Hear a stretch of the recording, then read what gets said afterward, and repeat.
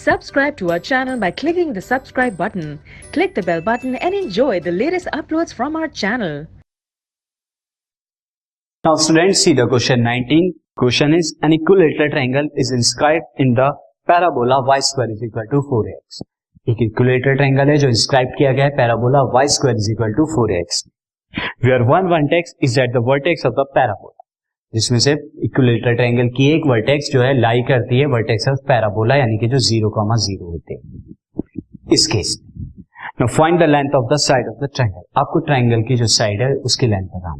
सी जो हमें यहाँ सिचुएशन दे रखी है, सिचुएशन इज लाइक दिस. यहाँ पर एक ट्रायंगल है, ट्रायंगल को मैं नाम दे देता हूँ B. This is B A C. B A C is a triangle. वो इंस्क्राइब्ड है किसमें, Y square is equal to 4x parabola में, जिसकी शेप इस तरह होगी. नाउ मैं यहाँ पर क्या करता हूँ, मैं यहाँ पर ले लेता हूँ this left side of equilateral triangle.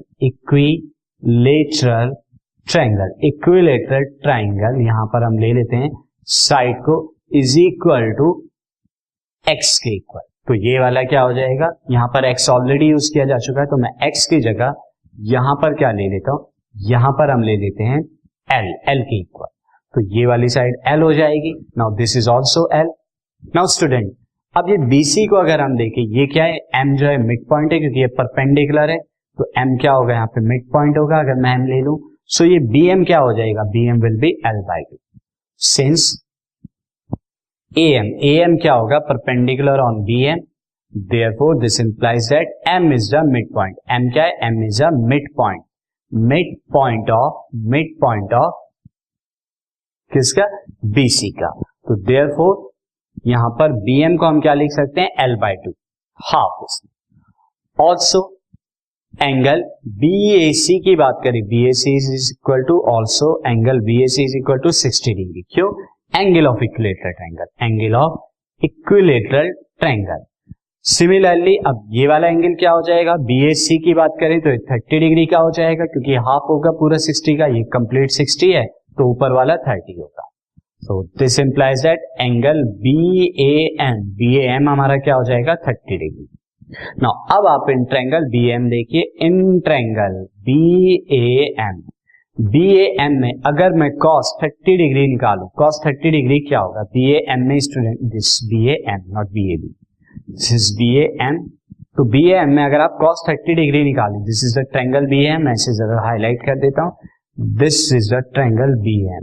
ये वाला हमारा ट्रायंगल BAM. इसकी बात स्टूडेंट, अब इस BAM में परपेंडिकुलर क्या है, L, एंड यहाँ पर बेस क्या है, बेस हो जाएगा हमारा AM.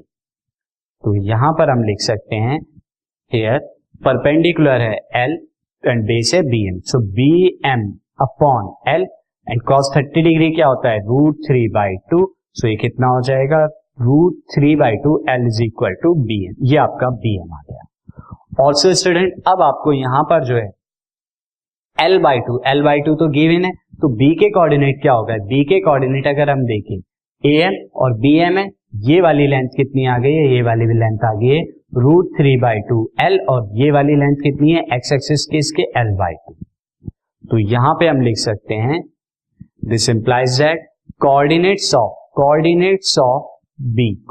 ऑफ B हमारा क्या हो जाएंगे, B will be √3/2 L, L/2. ये कोऑर्डिनेट्स हो जाएंगे और ये सेटिस्फाई करेंगे equation of parabola which satisfy equation of parabola को सेटिस्फाई करेंगे. क्यों, क्योंकि B जो है लाई करता है किस पर, पैराबोला पर. अब पैराबोला क्या है, y square is equal to 4ax. तो अब यहां पर x की जगह रखेंगे √3/2 L, y की जगह L/2.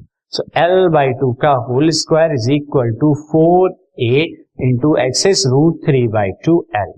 अब यहां थोड़ी कैलकुलेशन कीजिए, this will be L²/4 is equal to 4a √3/2 L. यहाँ L से एक L स्क्वायर में कैंसिल हो गया, तो L is equal to 4 into 4 is कितना, 16a इंटू √3/2, जो कि कट के 8 आ जाएगा. तो L is equal to 8√3a. तो L is equal to 8√3a. तो side of triangle is equal to कितना होगा, 8√3a, जो कि आपको फाइंड आउट करना था.